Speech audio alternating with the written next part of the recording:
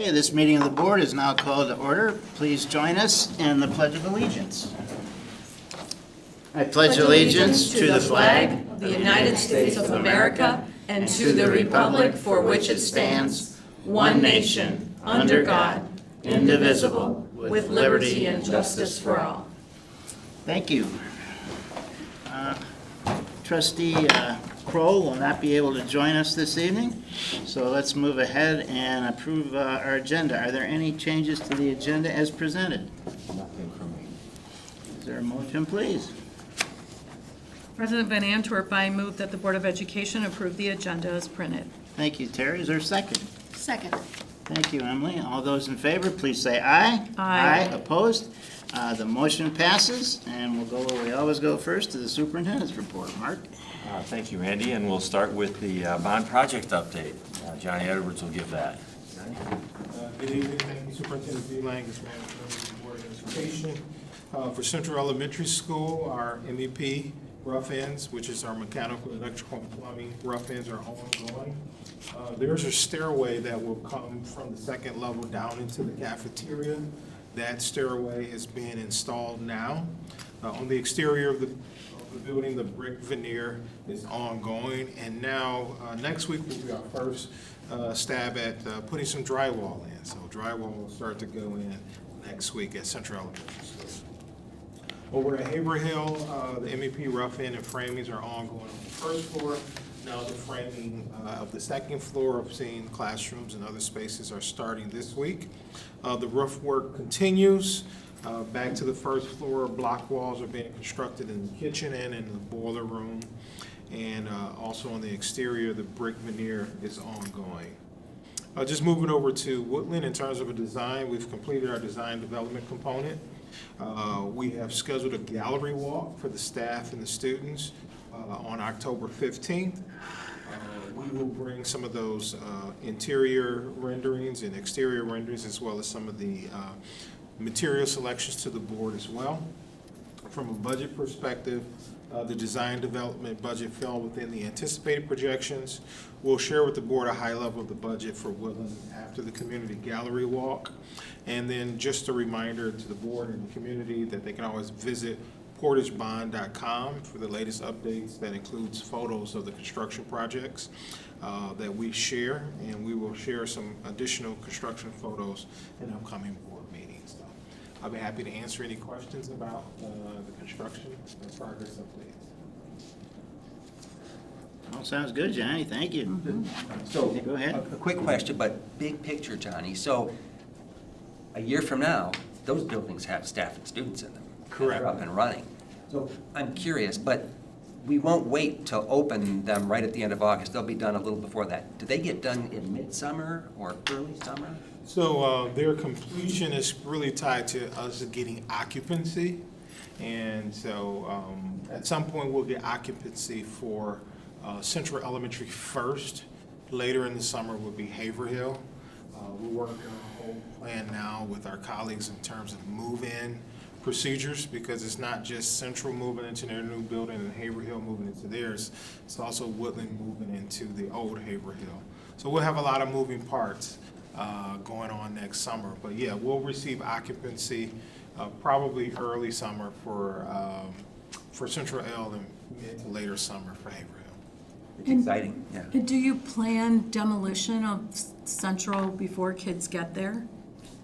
Yes, so at the October board meeting will be coming a recommendation for demolition of both Central L and for Woodland.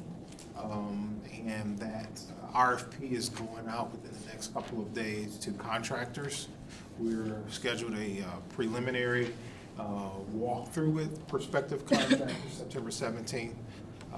Literally, Central L will start demolition the week after school is out, and Woodland would therefore follow. Okay, great. I've been impressed with the number of Woodland students I've spoken with that are familiar with the fact that they will be attending Haverhill Okay. for a short time, Yes. and that then they will get their new building. I applaud you for keeping even the students up to date on this. Great, and hats off to to Ms. Jensenius, Dr. Jensenius, as well as the principal, because we filter the communication through them.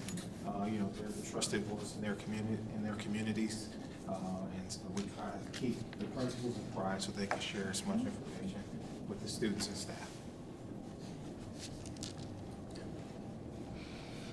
Thanks, Johnny. Thank you. Yeah, a lot of logistics to work on the upcoming months. The other thing I'll just mention is, you know, this time of the year, we watch our enrollments very closely, and we're tracking that we track that obviously on a daily basis, but report out, you know, every few days. And our enrollment numbers are holding steady. We're looking good. A little above projections right now. We don't know if it'll hold or not, but at all levels, we're seeing more students. This is the time of the year where, you know, students or some families are finalizing their plans if they're going to another school. We don't often know that until after the school year has started, so there's both gains and losses that play into that. A lot of parents this year waited to enroll their kindergarten students until after the immunizations were all completed, and there was an additional dental check requirement this year that I think parents were scheduling, so that they waited until after all their immunizations and tests were completed. So we'll have more information on that. Our count day is Wednesday, October 2nd. So that's a head count, not an FTE count, just as a reminder, because not all students at the secondary level are considered FTE if they're here on a partial schedule or just receiving partial services from us. So we'll have more information as we get closer to our count date on that. But numbers are looking good, and hopefully they stay. Good. That's all I have. Thanks, Mark. We'll move to our comments and communications section. Anybody signed up to speak with the board? Okay. We have no speakers this evening. Are there any comments from board trustees? It was fun. Oh, go ahead. It was fun seeing the marching bands perform. I have enjoyed following their progress as a former band student myself, and it's exciting to see shows develop. I was at one of the elementary schools on opening day, and I saw Trustee Hamilton there too. It seemed really fun and exciting. The PTO even had a coffee truck there with smoothies and coffee and treats for the teachers and parents, and everybody seemed excited for the new year. So I think at least where we were off to a good start. Yeah, I'll just chime in. We have had a great start. I mean, the people have, I think Kat mentioned before the meeting how you know, she's hearing positive comments from staff, and as far as being a smooth start, and that's the same thing we've heard across the district. So knock on wood, it stays that way. Any other comments? I mean, I'd just say briefly, Randy, it's an exciting time of year. I mean, my kids have graduated, but I run in the mornings, and when school's in, you get buses, you know, the buses, and there's just an extra activity, you know, just a level of energy in the community, and it's great fun. Mm-hmm. Agreed. Anyone else? Okay, we'll move to our consent agenda. We have a couple items on it this evening. The first is approval of the minutes from our last meeting, the August 19th, 2024 regular business meeting, and 2 operations policy revisions. Policy 2264, which is a new policy, and policy 2266, which is a revised policy. Are there any exceptions to the consent agenda as presented? Hearing none, the consent agenda is approved, and we'll move to our next section, Assurance of District Performance, on page 51. We have a monitoring report 2.6 on asset protection. And there's a motion, please, also on page 51. Mr. President, I move that the Board of Education accept monitoring report 2.6, asset protection, as a reasonable interpretation and evidence of compliance with policy. Thank you, Ian. Is there a second? Second. Thank you, Terry. Mark? So this is one of our annual reports on asset protection. And just a few things I wanted to mention. Our primary insurer is SETSEG, and you have listed there on page 54, or page 3 of the report, all of the policies that we have insured through SETSEG. So they're pretty comprehensive for everything we insure.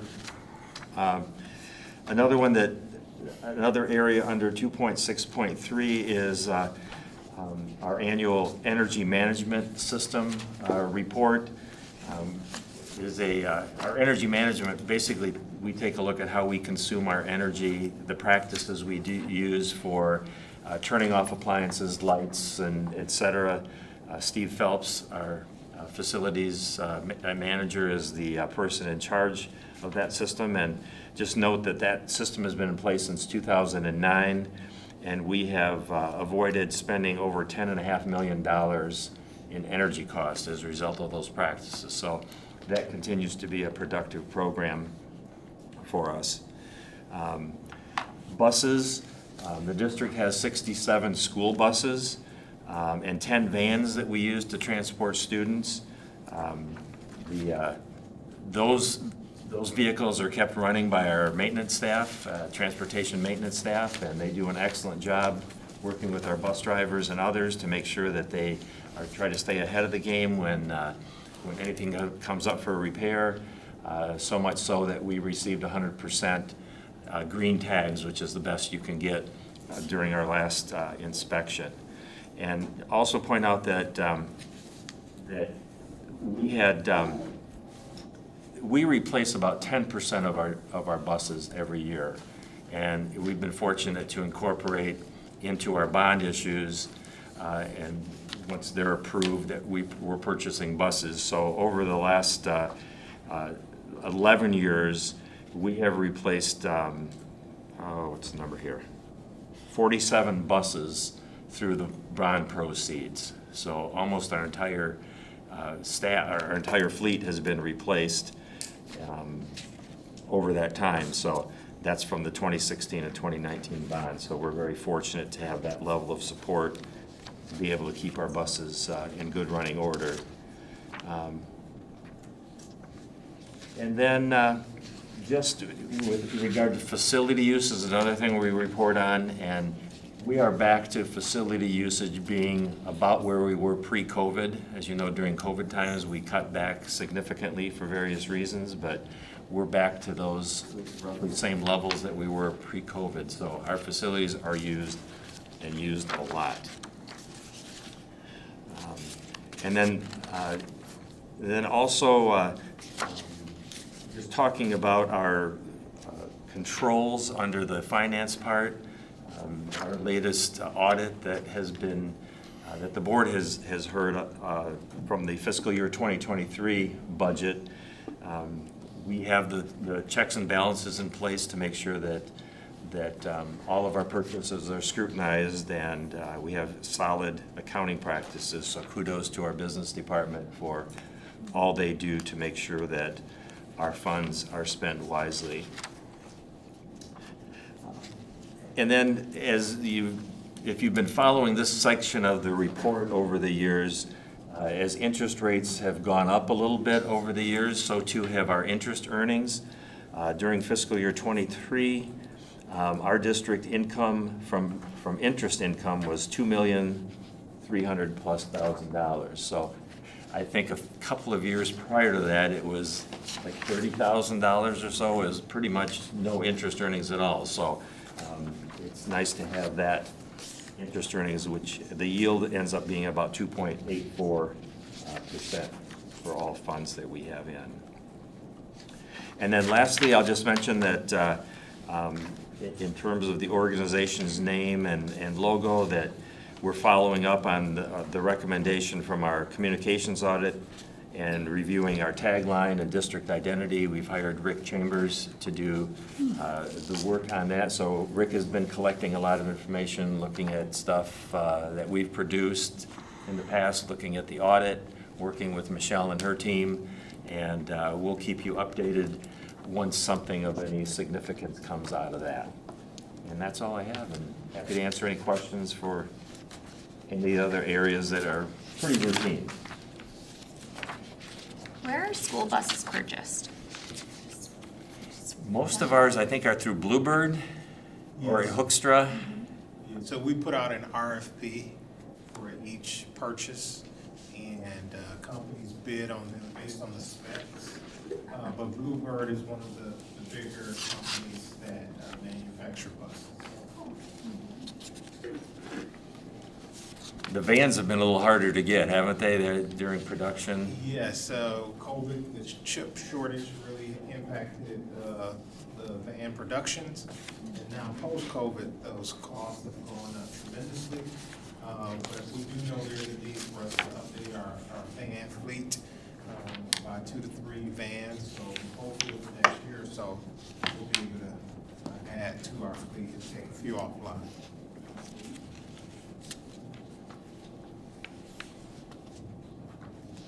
Any other comments? I think, Randy, every year, my comment on this one is, this is one of the more boring and important reports that we get. But it all runs behind the scenes. I'll try to make it less boring next time. No, we want this report to be boring every year. But important too. No, it's a good report, and it reflects the good management that we have here, and we're lucky to have that, and thank you and your staff. Any other comments on this one? No. Well then, all those in favor of approving this monitoring report, please say aye. Aye. Aye, opposed? The motion passes and the monitoring report is approved. Our next monitoring report is on page 64. Monitoring report 2.10, communication and support to the board. Is there a motion, please? I move that the Board of Education accept monitoring report 2.10, communication and support to the board, as a reasonable interpretation and evidence of compliance with policy. Thank you, Kimberly. Is there a second? I'll second the motion. Thank you. So this was an equally boring report, but important to you, I know, because it's about communication and support to the board and make sure you're not uninformed. And, you know, so much of the information that you get as board members is through our monitoring reports. And this is our 10th year of having, we completed our 10th year of providing monitoring reports since I've been here. I'm going into my 12th year here as superintendent. And so those reports are presented throughout the course of the year. And all the reports that have been presented were approved and accepted by the board, approved or accepted by the board. And you know, there's a lot of information. I tend to go through the agendas to compile this report. And on page 89 of the agenda, or excuse me, 69 of the agenda, are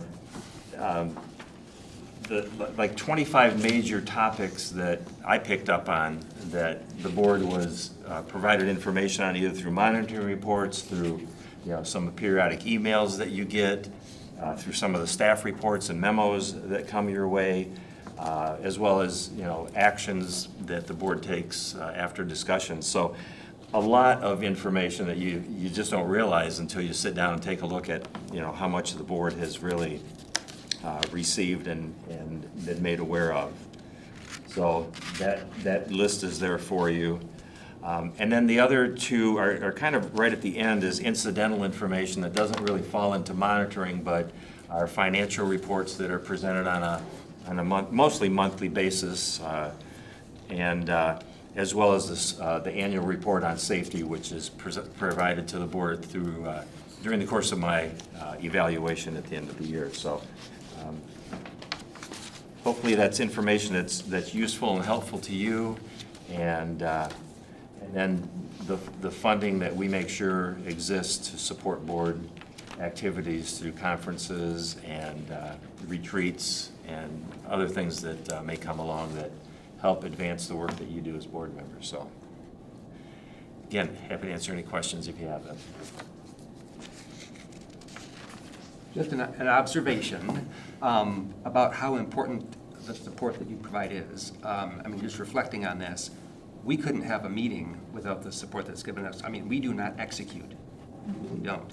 And Barb gathers us. You send all the stuff out. You get, and this is really important. I mean, another example, for the board is following up from our community survey. We all wanted to pursue ways to better inform the community about actions that we take. And so I think it was just last week, our owner linkage committee met and talked about that. So other trustees, we haven't lost that one, but we're waiting for a key maternity leave to take place. So that'll be coming back to the board in a few months, but just other ways that it's crucial that we are supported, and you guys do a nice job. Thank you. Barb gets a lot of credit. She plays a kind of a dual role of serving as my administrative assistant and also does all the behind-the-scenes work for the school board, so she's on top of things. Anyone else? Well, Mark, thank you for all you do to support the board. We appreciate it. Outstanding monitoring report. Barb, thank you too. And with that, all those in favor of approving monitoring report 2.10, communication and support to the board, please say aye. Aye. Aye. Opposed? The motion passes and the monitoring report is approved. I want to say one additional thing on that, and that's... Well, we're on the next item. Oh, no, you got to wait just for a second. There are a lot of people that are involved behind the scenes besides the ones I mentioned. Those monitoring reports don't just happen by themselves. Several departments are involved. Almost all departments are involved with providing data and oftentimes presenting the reports. So it is really a combined effort that makes those all possible. So didn't want to overlook anybody. Right. Team, great team out there. Okay, we have one action item tonight, and that's new teacher appointments. There are a motion on page 75.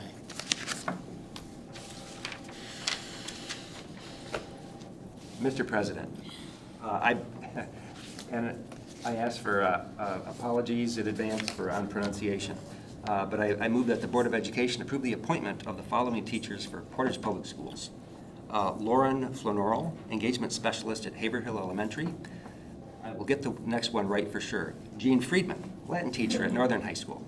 Jennifer Wilkie, shared time physical education teacher. Kylie Wisniewski, physical education teacher at Central Middle School. Adam Wright, shared time physical education teacher. Carrie Bellin, 5th grade teacher at Angling Road Elementary. Trevor Cunningham, math teacher at North Middle School.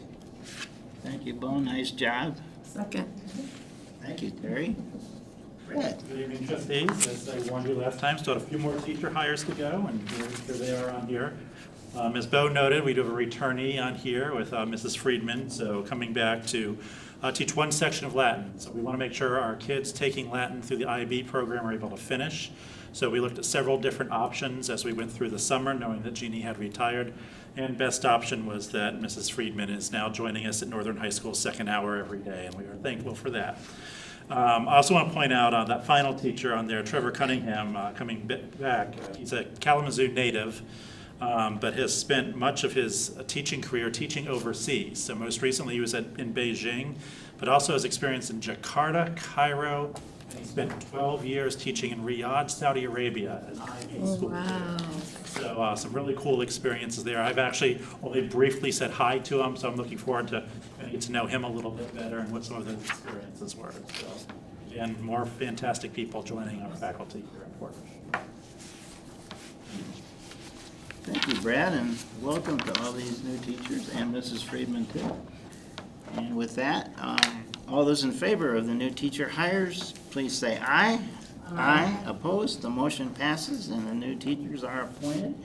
We've reached the end of our agenda. I just need monitoring report evaluations, meeting evaluations, and we can go home. We are adjourned. Thank you. Thanks, Mike. 24. Is it the record?